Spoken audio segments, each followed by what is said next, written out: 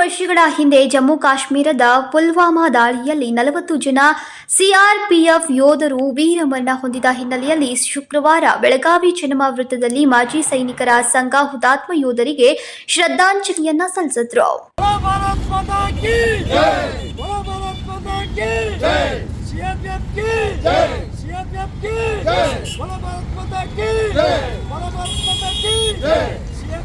February 14, 2019ರಂದು Jammu ಕಾಶ್ಮೀರದಲ್ಲಿ ನಡೆದ ದಾಳಿಯಲ್ಲಿ ವೀರ ಯೋಧರು ಮರಣವನ್ನ ಹೊಂದಿದ್ದು ಕರಾಳ ದಿನವಾಗಿ ಆಚರಿಸಲಾಗುತ್ತೆ.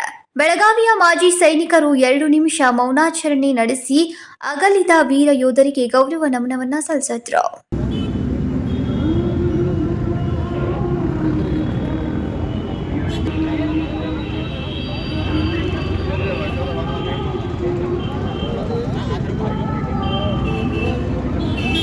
ಇನ್ನು ಈ ಸಂದರ್ಭದಲ್ಲಿ ಅನೇಕರು ಉಪಸ್ಥಿತರಿದ್ದರು.